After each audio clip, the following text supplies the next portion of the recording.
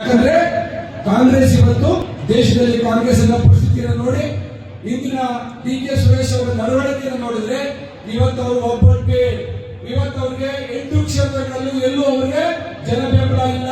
ಅವರು ಇವತ್ತು ಜನಬೆಂಬಲವನ್ನ ಕಳ್ಕೊಂಡಿದ್ದಾರೆ. ಇವತ್ತು ನಿನ್ನೆ ದಿವಸ ಗೌಡ್ರು ರಾತ್ರಿ 9:30 ಗಂಟೆಯಲ್ಲಿ ಗೌಡ್ರು ಕನಕಪುರದಲ್ಲಿ ಸಾವಿರಾರು ಜನ ಗೌಡ್ರು ಭಾಷಣ ಕಾಯ್ತಾ ಇದ್ರು. ರಾತ್ರಿ 10 ಗಂಟೆ ಆಯ್ತು ನಾವು ಭಾಷಣ ಮುಗಿಸೋಕೆ. ಸಾವಿರಾರು ಜನ ಕನಕಪುರದಲ್ಲಿ ಇವತ್ತು ಡಿ ಕೆ ಸುರೇಶ್ ವಿರುದ್ಧ ಜನ ಬಂದಿದ್ದಾರೆ ಸಭೆಗೆ ಅಂತ ಅಂದ್ರೆ ಕನಕಪುರದಲ್ಲೂ ಕೂಡ ಇವತ್ತು ಬಿಜೆಪಿ ಪರವಾದಂತಹ ವಾತಾವರಣ ಇದೆ. ಎಲ್ಲ 8 ಕ್ಷೇತ್ರಗಳಲ್ಲೂ ಕೂಡ ಇವತ್ತು ಡಿ ಕೆ ಸುರೇಶ್ಗೆ ವಿರುದ್ಧವಾದಂತಹ ವಾತಾವರಣ ಇದೆ. ಯಾಕೆ ಹೀಗಿದೆ? ಏನಾಗಿದೆ ಅಂದ್ರೆ ಜನಸಾಮಾನ್ಯ ಜನ ಇವತ್ತು ನೋಡ್ತಾ ಇದ್ದಾರೆ. ಡಿ ಕೆ ಸುರೇಶ್ ಮೊದಲನೇ ಸಾರಿ ಅವರು MP ಅರ್ಜಿ ಹಾಕಿದಾಗ ಅವರ ಆಸ್ತಿ ಮೌಲ್ಯ ಏನಿತ್ತು, ಇವತ್ತು ಅವರ ಆಸ್ತಿ ಎಷ್ಟು ಪಟ್ಟು ಬೆಳೆದಿದೆ? 600 ಕೋಟಿ. ಎಷ್ಟೋ ಆಸ್ತಿ 600 ಕೋಟಿ. ಶಿವಕುಮಾರ್ ರಾಜಕೀಯ ಬಂದಾಗ ಏನಿತ್ತು, ಇವತ್ತು ಅವ್ರ ಆಸ್ತಿ ಎಷ್ಟು ಬೆಳೆದಿದೆ? 1200 ಕೋಟಿ ಅಂತ ಅವರೇ ಹೇಳ್ತಾರೆ, ಲೆಕ್ಕ ನಾವು ಹೇಳ್ತಾ ಇಲ್ಲ. ಅಂದ್ರೆ ಇವರು ರಾಜಕಾರಣನ ಒಂದು ವ್ಯಾಪಾರ ಮಾಡ್ಕೊಂಡಿದ್ದಾರೆ.